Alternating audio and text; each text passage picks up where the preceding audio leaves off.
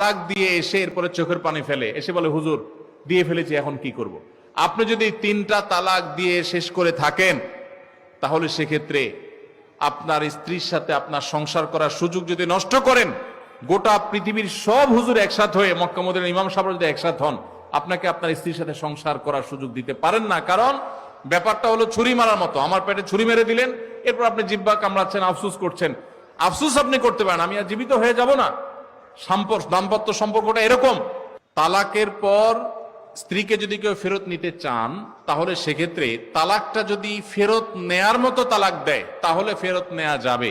আমি একটা কথা প্রায় বলি, বিবাহ বিচ্ছেদের পর, তালাকের পর 15 বছর 20 বছর পরেও যদি আবার স্বামী স্ত্রী একসাথে থাকতে চান, সুযোগ আছে যদি তালাক দেওয়ার সময় সেভাবে তালাক দেন। আমাদের দেশে সাধারণত তালাক দেওয়ার ক্ষেত্রে আমরা 1 তালাক 2 তালাক না, পারলে শত শত হাজার হাজার তালাক দেই।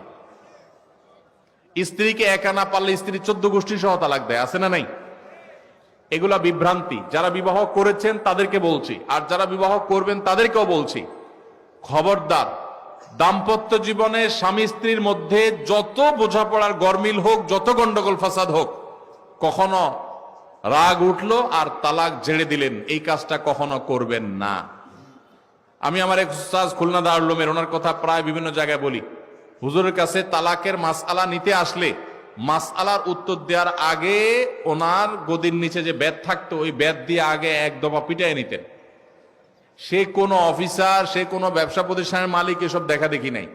তালাকের মাসআলা কোনো পুরুষ লোক জানতে আসছে, এই মাসআলার উত্তর দেওয়ার আগে উনি বেতটা বের করে শরীরে যত জোর আছে জোর দিয়ে 4-5টা বাড়ি আগে মারতেন, এরপরে বেতটা রাইখা বলতেন এবার বলো মাসআলা কি।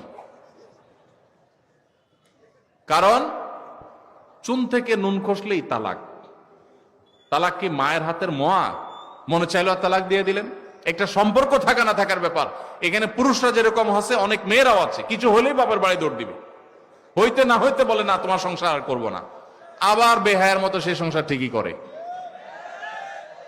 আর এই ঠিক ঠিক বলা পুরুষদের মধ্যে বহু পুরুষ আছে যে চুন থেকে নুন খসলেই বলে